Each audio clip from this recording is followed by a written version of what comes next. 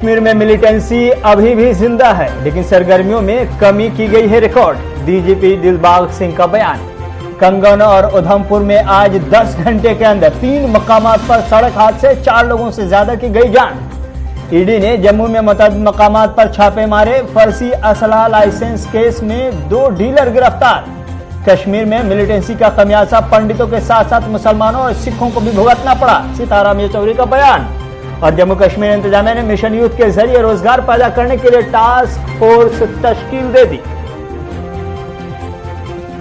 सुर्खियों के बाद खबरें तफसीलात के साथ। जम्मू कश्मीर के डायरेक्टर जनरल ऑफ पुलिस यानी डीजीपी दिलबाग सिंह ने कहा कि मिलिटेंटों की तादाद तेजी से कम हो रही है, लेकिन कश्मीर में मिलिटेंसी अभी भी जिंदा है। Jammu Kashmir police martyrs football tournament के फाइनल मैच के मौके पर नमानिगारों से बात करते हुए डीजीपी दिलबाग सिंह ने कहा कि पिछले 2 सालों में मिलिटेंसी से मुताल्लिक सरगर्मियों की तादाद में कमी आना शुरू हुई है, लेकिन इसका मतलब ये नहीं है कि मिलिटेंसी खत्म हो गई है। मिलिटेंसी अब भी जिंदा है, लेकिन सूरत हाल वाकई बदल गई है। उन्होंने कहा कि जब तक नौजवानों के पास बंदूकें और दस्ती बम मौजूद हैं, लोग जाने गंवाते रहेंगे। दिलबाग सिंह ने कहा कि मैं नौजवानों से तशद्दुद का रास्ता तर्क करने की अपील करता हूं।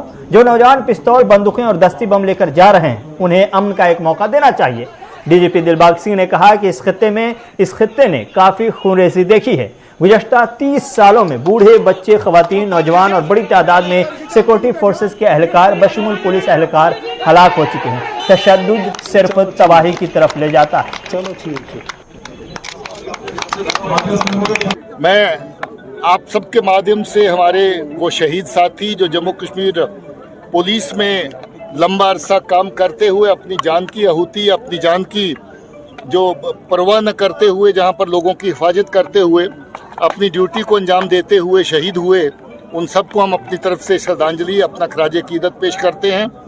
और हमें ये फ़ख्र है कि जम्मू कश्मीर पुलिस और हमारा अवाम दोनों मिलकर के एक साथ जहाँ के हालात में बेहतरी लाने में उनका नुमाया जो रोल इस वक्त है।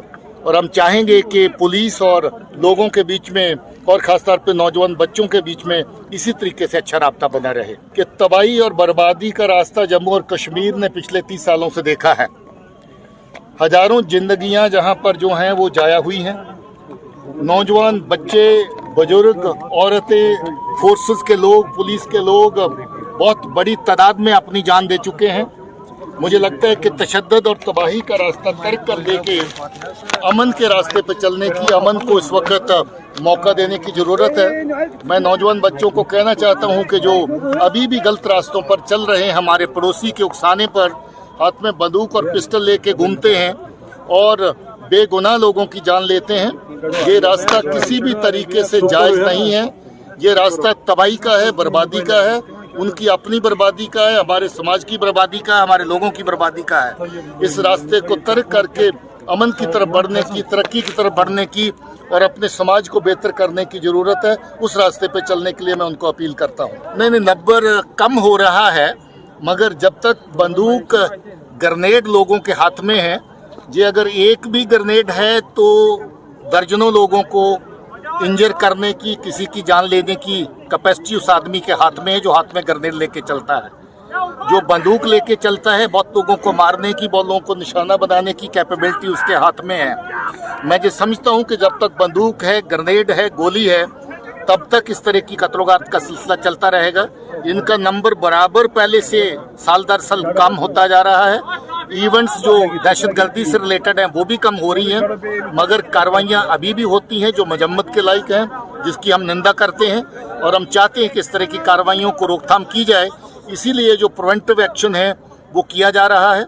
जहाँ जहाँ OGW, जहाँ इनका सपोर्ट सिस्टम है, जो इनको मिलिटेंसी को चलाने में, जिंदा रखने में जो इनको जो मदद करता है, उसको हम लोग चेक करने के लिए कार्रवाई कर रहे हैं और ये कार्रवाई जारी है। उर्दू खबरनामा जारी है। वक्त है एक छोटे से तजारती वक्फे का।